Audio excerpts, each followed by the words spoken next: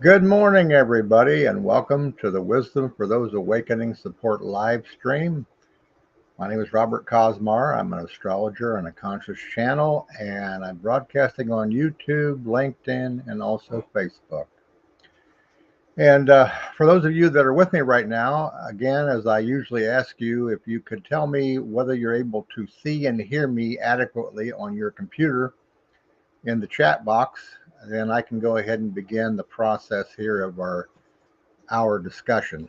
And also, if you come with questions or things that you would like to discuss, don't hesitate to also put those in the chat box and we can begin from there. Okay, State of Awakening, welcome to the broadcast. Are you able to see and also hear me? Audio, video, okay? If you can let me know. Awesome, awesome, great. Okay. How many of you saw the graphical image that I put out about 2 or 3 days ago called Pathways into Conscious Bliss? I'm going to be talking about that at some point. Okay. But again, as I mentioned here a little bit ago, if there are things that you want me to address, if there are concerns and questions that you have, this is the time to do that. Okay. Before we get into something else that I feel is extremely important, and it will give you a sense of understanding exactly what is going on and what is happening to many around the world. Okay? All right. Anybody have a particular topic that they want to begin with, or something you might want to, cover that we have already discussed over the last couple of weeks? This particular support live stream is to assist you in your awakening evolution. It's to provide answers, some support, maybe sometimes comfort, but to give you a sense of what is happening in the world, why it is happening, and what it is, okay, that is going on with inside of us. Okay?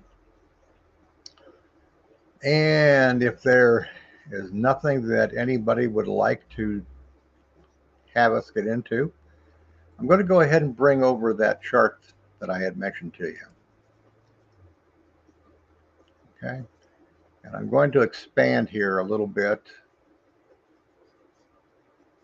I think I'll just leave it right here. Okay.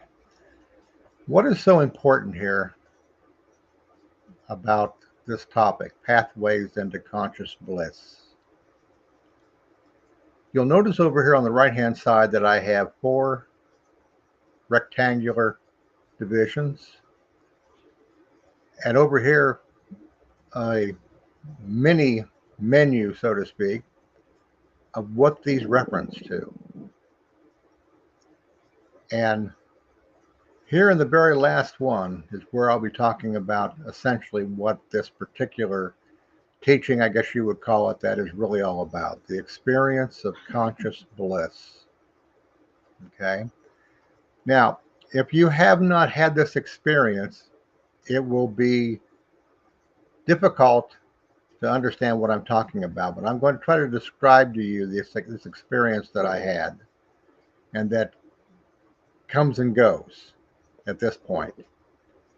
And hopefully this will give you some understanding and some hope about how to deal with what you are dealing with the fear and the anxiety and the maybe in some situations the depressed feelings. All right. Because the universe has provided a door. And if we have been faithfully working on ourselves, probably others of you out there also are aware of what it is that I'm talking about here. Okay. And again, I'll try to get a little bit more in depth about this so that you can relate in a more personal way with what is going on, okay, inside you. All right. I'm going to begin up here with meditation. Meditation is simply going within Great. Thanks, Kachinala. It's the beginning. What a person is hoping to do in meditation is not simply just to escape from the anxiety of living. The purpose of meditation is to shift your focus and your attention consciously away from the outer stimulus of your life and your mind and your emotions and your imagination's interaction with the physical world. Because the true intention of meditation is to transport you into a higher realm of conscious understanding and experience. We call this awakening, or we call it awareness. In the very advanced stages of awakening and awareness, you could say that this idea of bliss enters in. And when I get down to bliss, I'll go into a little bit more detail about this. Okay? And good morning, S. Saunders. Welcome to the broadcast. Okay? Meditation is a commitment. All right. Now, I have to kind of rework that statement a little bit because words don't adequately explain the entire process. There are souls that have come into this lifetime that wouldn't have to begin at what I'm talking about here, at the very basic and beginning, a commitment, a decision to go within. They may have done that in another lifetime. Maybe they didn't complete the process of their own awakening and their own enlightenment. So they've come back for different reasons. Okay? And this is why some people can be extremely intuitively aware. Some people have totally different experiences than what you have. It does not make them wrong because they don't have an experience similar to what you've gone through. There are experiences that I've had that others have not had. Okay? But there are many people, okay, that I interact with. Many of you are here that are very consciously aware, and you've had your own experience and your own path. But the one factor that has had to happen somewhere in those lifetimes and in this particular lifetime is that you reached a point where the false identity and the ego no longer fulfilled who you were hoping to be. And you realized, maybe through some life experience or from a crisis or something like that, that you had to go within. And probably many of you began that process of going within religiously. You belonged to a religious organization. You went to church, okay? You became involved in a denomination, all right? Others, okay, along that process of that step, may have realized or come to the knowledge that that wasn't enough, that what they were actually getting is some kind of an emotional support. But individually, they were not growing more consciously aware. There was something that was not permitting that. Okay, they would, let's say, go to their group meetings, prayer meetings, or they would go to church and stuff, and the minister would get all excited and joyous and everything like that. And they would walk out feeling better about themselves. But as they got away from that experience, they began to deal with those issues that have plagued them most of their life. Okay. And you'll probably find out in most cases that around those people in those situations, that some form of fear was a dominant feature in their life. Maybe it was fear of God. Okay. In a lot of cases, that's the reason for it. Or it is fear because of the fact that they've gone through a life shattering experience. Their ego, okay, in its desire to keep that old thought form of who they thought they were in place, okay, used fear, okay, which caused them, to seek some kind of relief. You know, oftentimes people that uh, have a major awakening in their life will go through some kind of mental and emotional trauma. I've had my episodes in my life. My partner CJ has had hers. Most of you I know have gone through different things in your life. And over time, you've realized that it was those old ego forms of beliefs and stuff that you had been taught, okay, uh, kind of got shook up, and then they began to fall off, and you began to explore different things, different philosophies, different ideas. And my partner CJ pops in here to say hi to everybody. Say hi to her.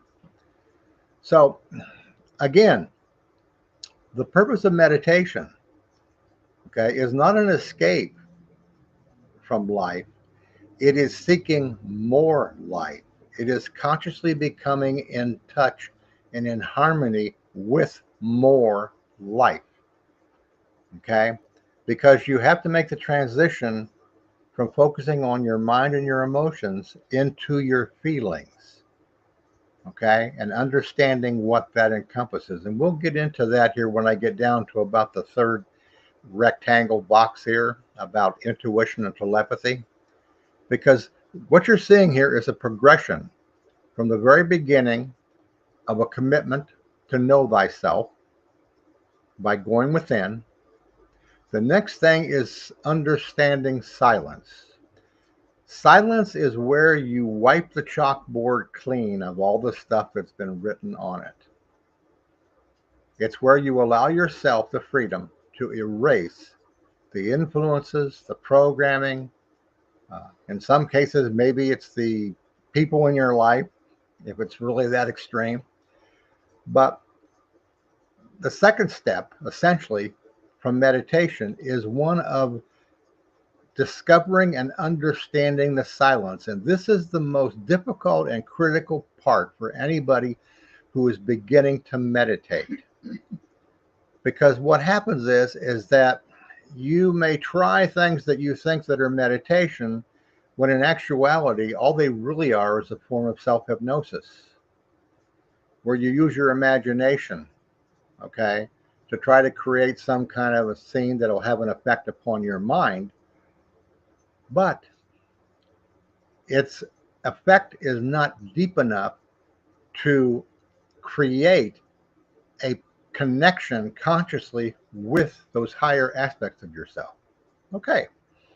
Okay. Well, Saunders, we're thankful that you are here along with the others that have joined us today. And we're hoping that what it is that we're talking about is resonating with you. And please, for those of you who are with me watching, if there's something that you feel inspired or led to comment or to question, please do that, because this expands the information being shared, and it also opens up a gateway, okay, for exploring other things. It enriches the entire process of what it is we're trying to do here. Okay, so if a person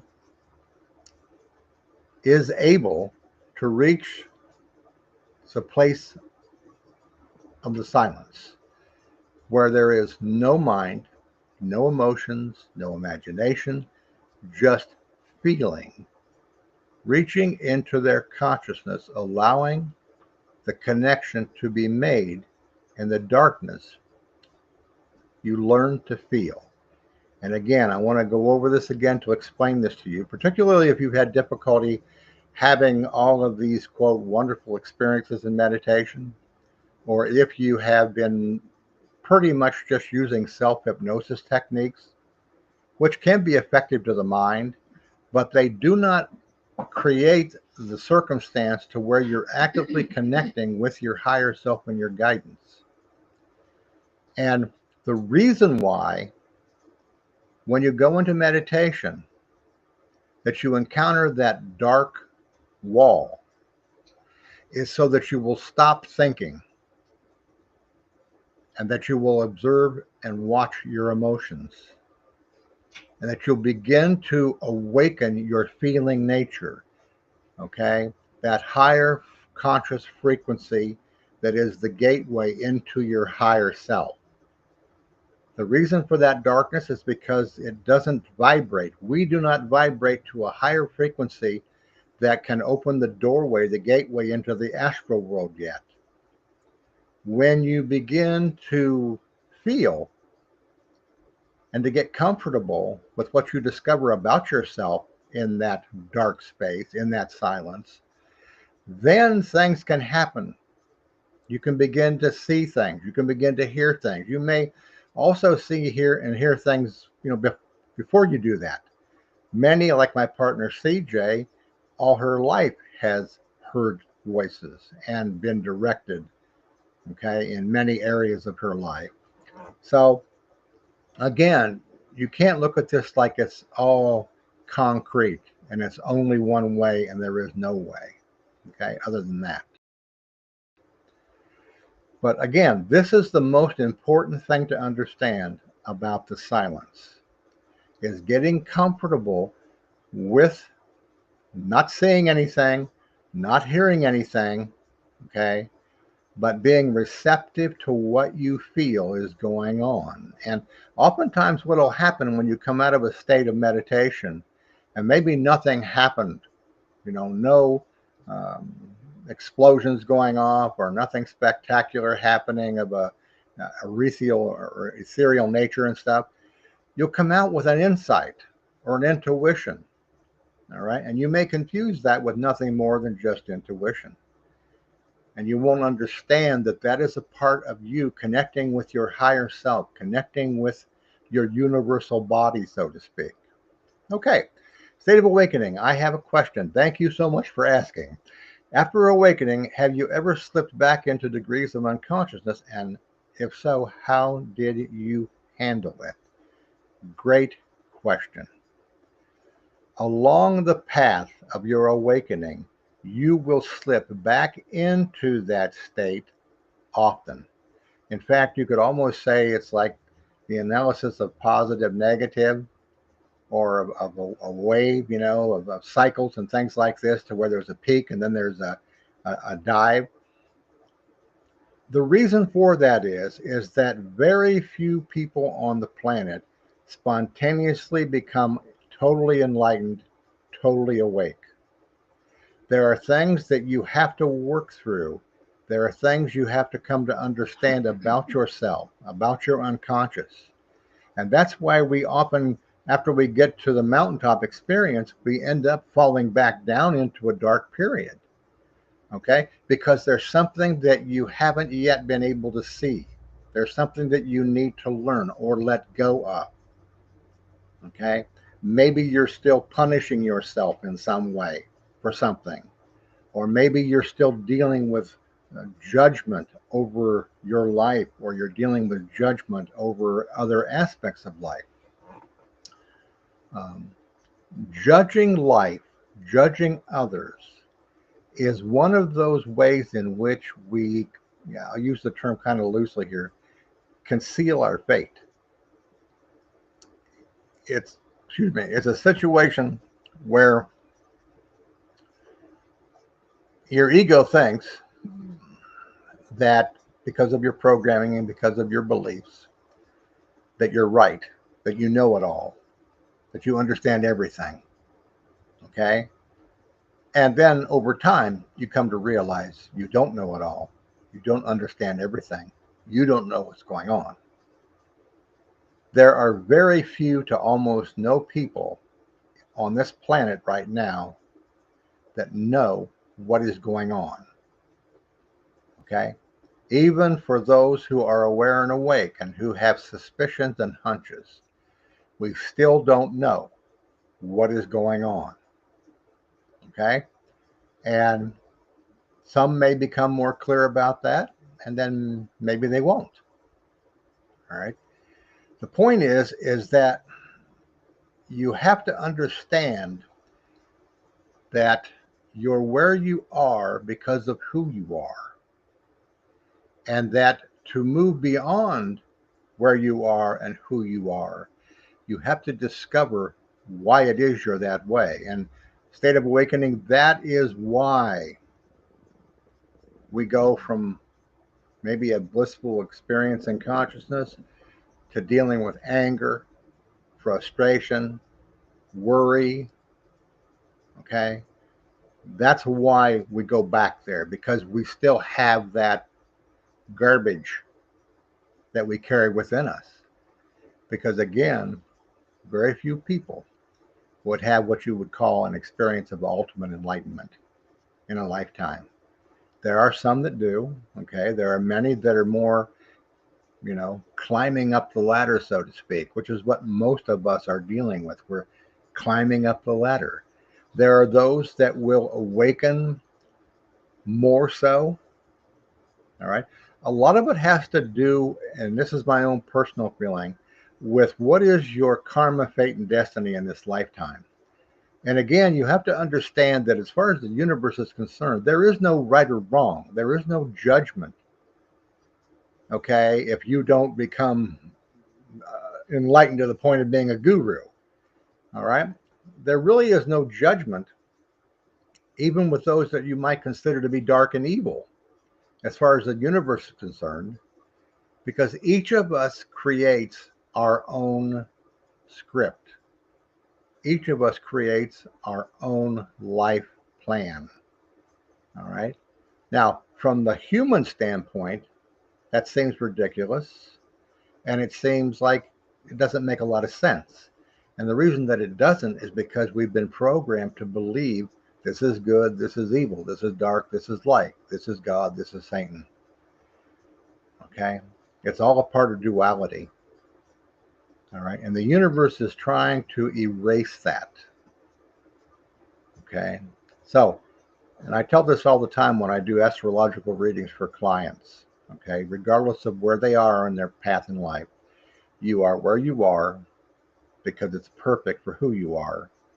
And these lessons that you're going through are trying to show you things that you believe or you carry within you. Okay. And that is why you continue to experience them, maybe over and over and over.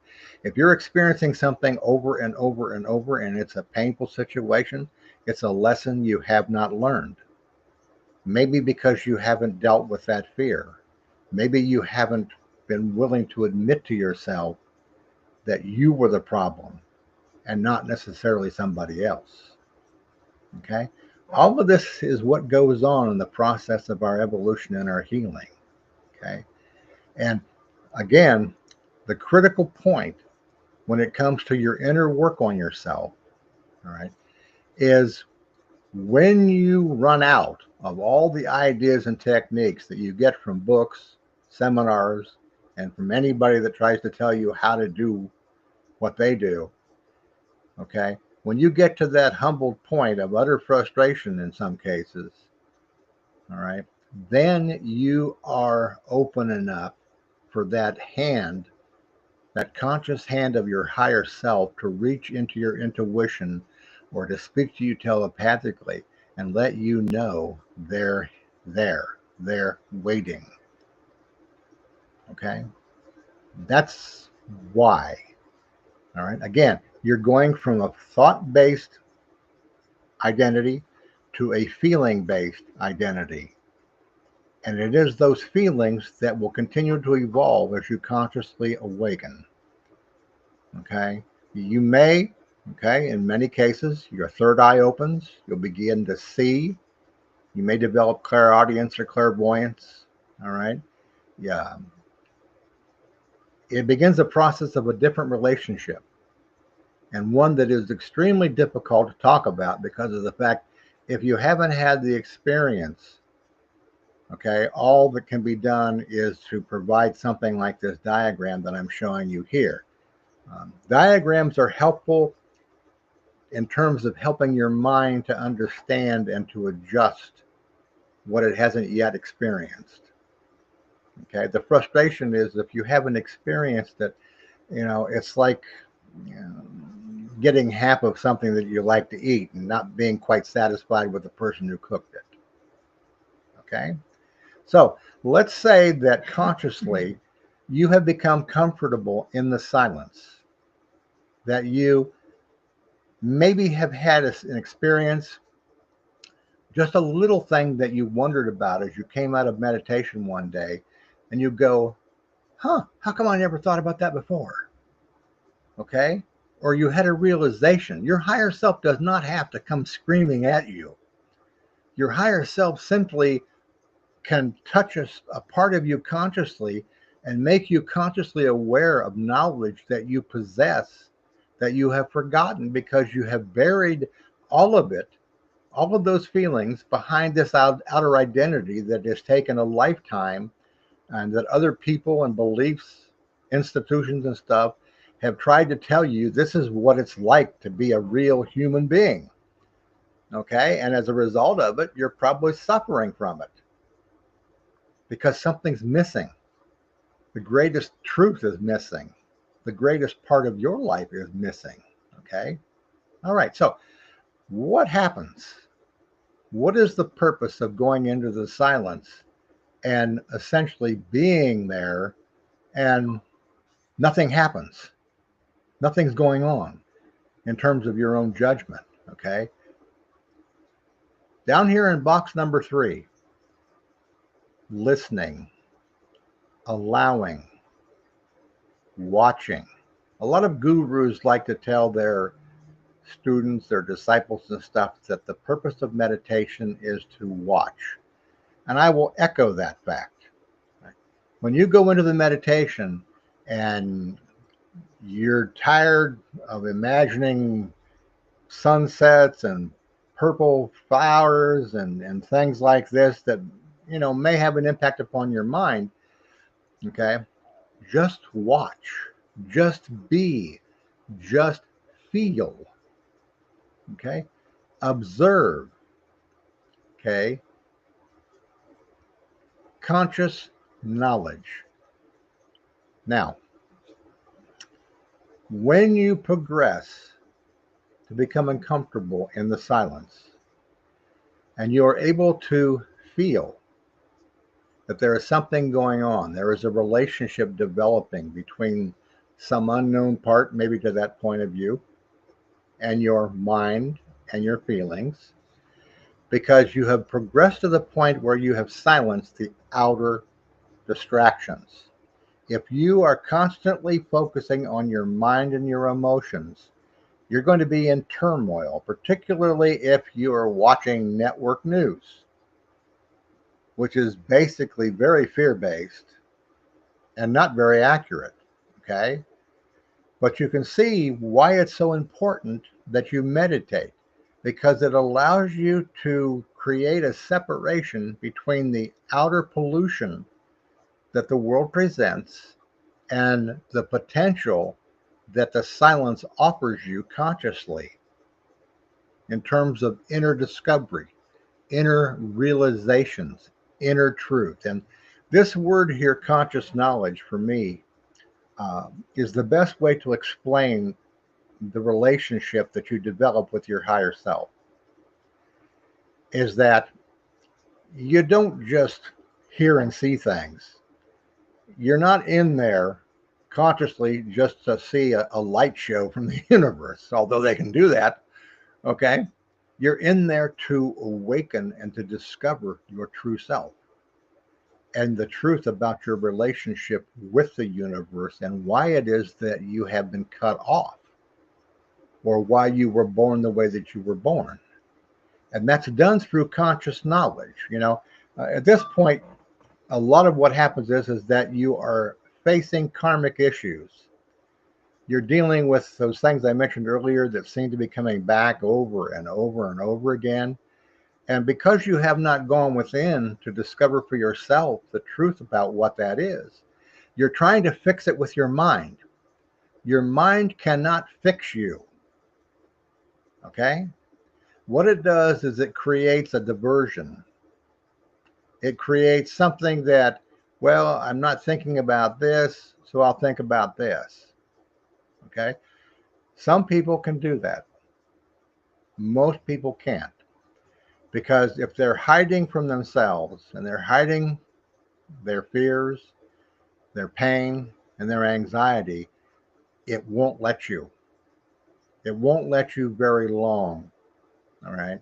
without providing you the opportunity of slipping into a darker path, okay, or the possibility of a very painful emotional and psychological experience, such as a nervous breakdown, or a crisis of something of that nature. Those things can only happen when you do not choose to deal with yourself. Okay. And okay, let's see here. Saunders, I'm so glad I have the desire to connect with my higher self, be at peace. My heart hurts for those I love who are suffering. I know they have their own journey, but it hurts thoughts. Um, I think that that's probably a very normal reaction. I think that the more consciously aware that you become, the more healed that you become, the more that you develop the certainty of your relationship with your higher self, you also develop compassion and empathy. Okay. But this is one of the areas, too, that I think is probably the most challenging and most difficult for most people. And that is emotional attachments. We, throughout our life, develop emotional attachments with people, sometimes to the point that we will hinder our own growth in consciousness. All right. And you have to be consciously aware of that. All right. That the only thing that you can do for other people is to grow more conscious yourself. Because as your consciousness raises, then the impact of who you are and what you say carries a greater influence of consciousness upon other people. You see, uh, you can look at people who are unaware as only people that are standing too far away to be able to hear. Okay. And then others may be closer, and then others may be closer, and then others might be right there in front of you and they can hear you. Okay. The unaware can't hear because they're not listening. They're not going within to feel and to experience consciously this experience that we're talking about of your higher self. Okay. Uh, the inner teacher, it is so difficult to talk about things like your higher self because, in a sense, that's a word, it's an idea. And when you're talking to others who haven't had the experience, they don't know what it is. And they have all kinds of imaginations about what they think it is, which only compounds the problem for them. Because it is a internalized conscious experience or a revelation. Down here at the very bottom of this third bracket here, where I talk a little bit about conscious knowledge, inner teacher revealed. Inner teacher revealed. Okay. Now, let me say this, because this is one of the more difficult things to try to convey to people. But if you are sincerely on an inner path of meditative reflection, there are certain levels along the way that you're going to come into a realization about. All right.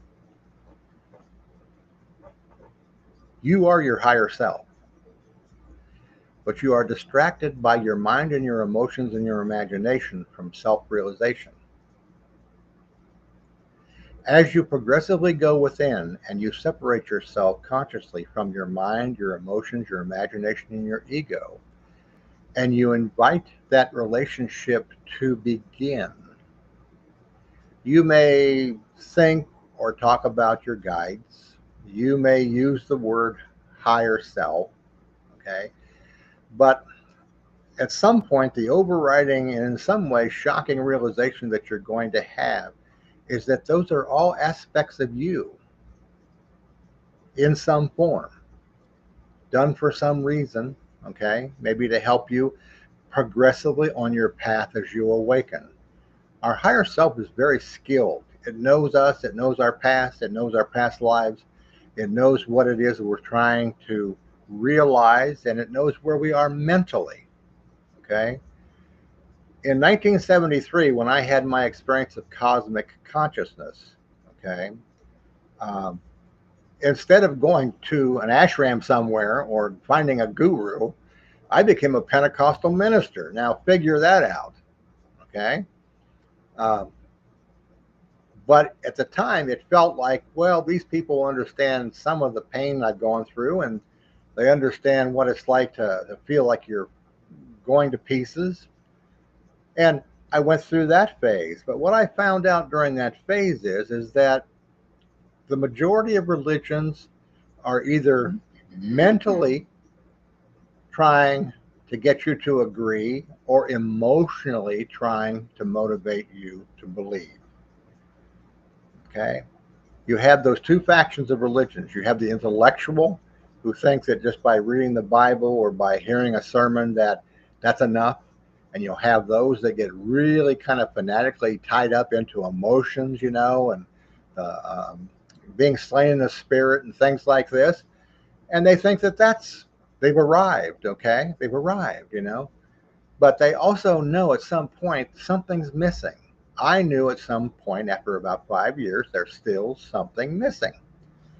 And I realized that the next step on my spiritual journey would only begin when I killed the version that I had of God that I took with me for those 5 years.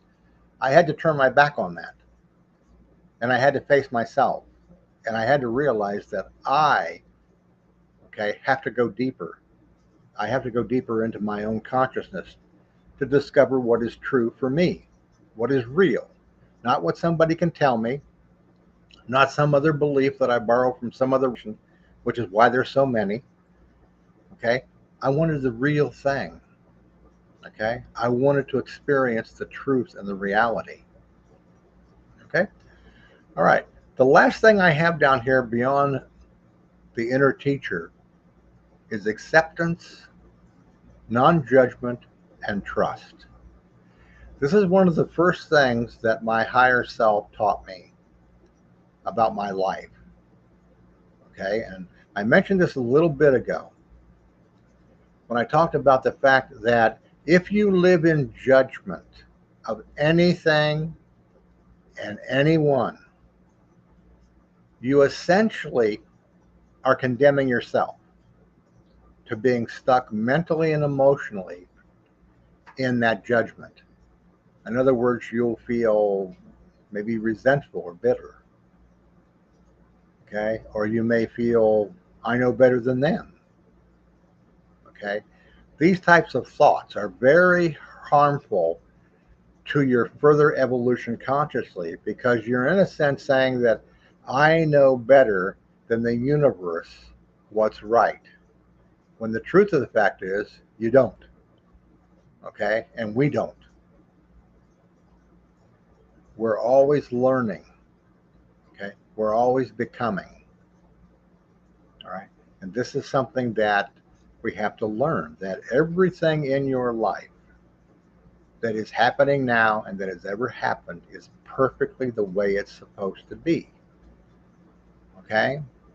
And the biggest shock is going to happen when you consciously come to the point of realizing that you have created it and you have allowed it and that you needed it and you realize that.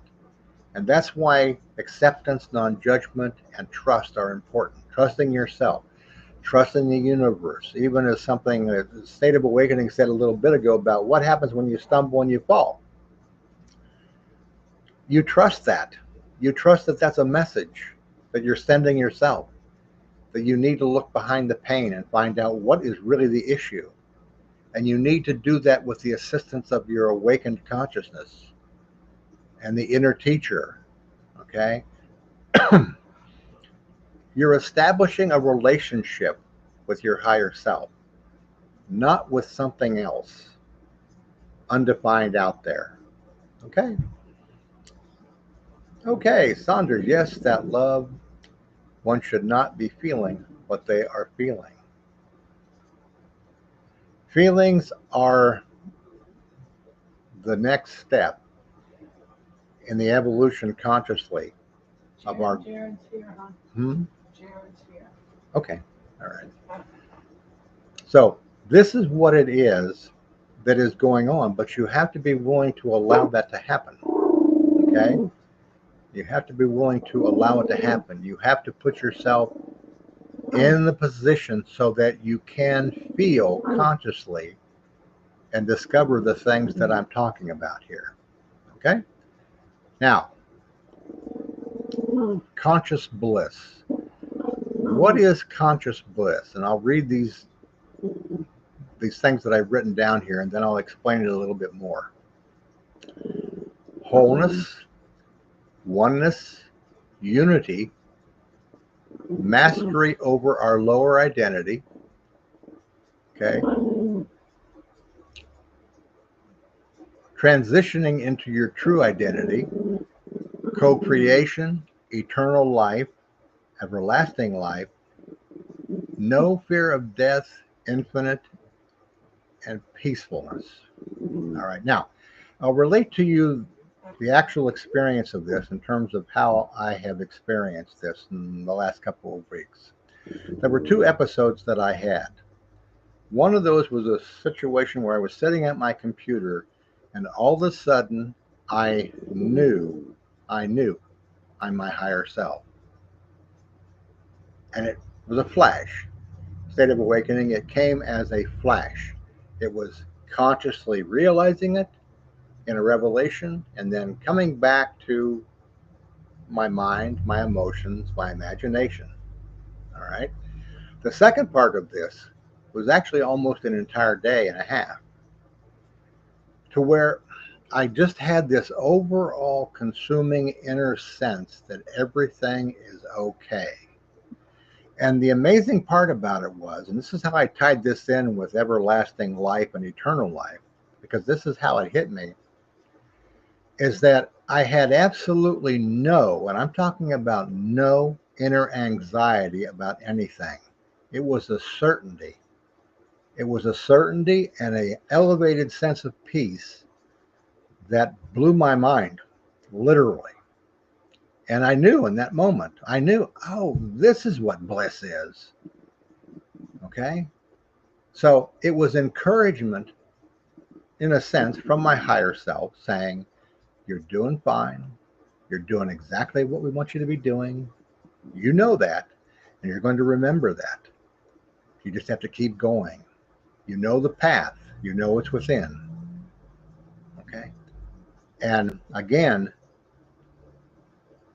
for those of you that are suffering and worrying and fretting over what you hear and you see on the news, there is a place consciously what's inside of you that knows no fear of death or anything. And you are that place. And again, this is the mystery again that I'm sharing with you of what I experienced in this blissful experience that I went through, is that I was still who I am, but it's like I was functioning at a tremendously higher level of frequency of myself, to where I consciously see and understood and knew what I was and who I was and what the difference was between who I have been or who I am on some days, and that this was totally different. This was a totally different experience. And this is where the universe is trying to take us. There are people that I have met on Facebook in particular that I know understand this. And it seems to be something that uh, has begun to manifest itself um, for so long. Many have, wondered what's going to happen. How soon is this going to happen? Um, there is that realm of metaphysics in the New Age that has been around forever, probably since the harmonic convergence of 1988. And you wondered, or you thought you knew what's going to happen. Okay. And again, I want to emphasize that nobody knows what's going to happen. All right. But what is happening and what you can realize is happening as you progressively within surrender to your higher self, to the teachings, to the lessons, is that you can have revealed to you, okay, that there is a place consciously inside of you, okay, vibrationally, that knows exactly who you are, why you have gone through what you've gone through in this lifetime, and what is to be revealed, okay? And the benefit of that is, as I mentioned earlier here, is that in a blissful state, you have no anxiety, okay? And you don't have to do anything other than be in that blissful state, okay? I was talking to somebody on Facebook the other day about this particular experience because they have had one as well. And I mentioned to them in there, this is why all of the religious pictures that you see of saints, of Christ, the Blessed Virgin, things like this is why you see them glowing and you see this halo above their head, because this is representative of a blissful, heightened state of awareness. The artist was trying to express in the painting that this particular individual radiated at a higher conscious level than a normal human being who is caught up in their mind and their emotions. Okay? Um, I've mentioned this several times in some of my videos. We're talking here, on the intuition and telepathy. You cannot underestimate the effect of judgment on blocking your higher conscious growth. And quite honestly, until your inner teacher shows you these things, you're probably not going to believe it. Okay? It's one of the difficulties, okay, that or blockages that people go through who are stuck in an unaware state, mentally and emotionally in their imagination, is that they're like a dog chasing its tail, hoping that they'll catch the tail and that solves the problem. All right. Thinking does not solve the problem. Imagining will not solve the problem. Your emotions cannot solve the problem. All right. You have to allow those things to go, to find your silence, to develop a feeling relationship within yourself, to encounter your inner teacher, and then to allow the truth to be revealed to you. Okay? And that truth for most people will be far removed from what you think it is. But you will know it when it's revealed to you. Okay?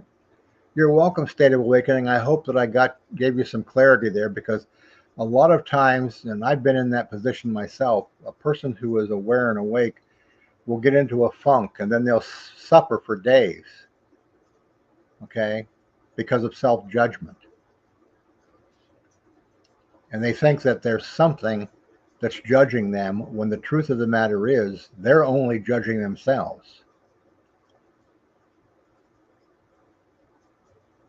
If you are stuck, it's because you are probably in some way, shape, or form judging yourself. This is why forgiveness is so critical. I believe, and I'm not sure if I'm quoting this exactly, it's why the particular writer in the scriptures, when talking about forgiveness, they said until 7 times 70 or some large number. Okay? It wasn't to pat the person's ego, pat him on the back and say, you can do this 490 times and, you'll figure it out.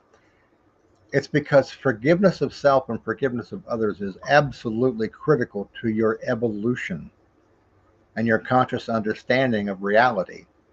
Not the reality that we think is reality, but the one that transcends this particular physical world we live in. And you can experience that. You're meant to experience that. Okay, we got about 5 minutes to go here. Any questions on any of this? And for those of you that have asked questions and have commented, thank you so much. You can see how this enriches the whole process. It kind of makes things full circle and it fills in the blanks in some ways. Okay. So if you're out there and you've been meditating for a long time and you've had your third eye opened and different things like that, okay, the next step along the way, in some way, shape, or form, is going to be encountering your inner teacher. And I'll let you discover for yourself who that inner teacher is, okay? And then as you progress on that level, you also open the door within inside of yourself to that state of blissfulness in which you begin to realize more fully, more completely, more totally who you really are, not who you think you are. Okay. Right now, you think of yourself by all of the parameters under which you have born and the days you have lived on this planet and the events and the crises and the circumstances that you have gone through. Okay. That is not all of who you are. By going within, you open the door to discover that. Okay. All right. Anybody else? Okay. We're 57 minutes. And if there's no other questions or comments at this point, I'll go ahead and call this particular episode of Wisdom for Those Awakening as being finished. And I have to, you'll notice when I'm done with this that it posts for a little bit and then I take it down and I have to put it back up. I have to do that because of the way that YouTube does what it does with the videos. So if it disappears, it will come back. And I'm looking forward to what the universe has for us next week as well. Okay. All right, everyone. I'm signing off. Thank you for all of you that were here with us today. And I hope that you benefited from what it is that we were talking about. Have a great weekend.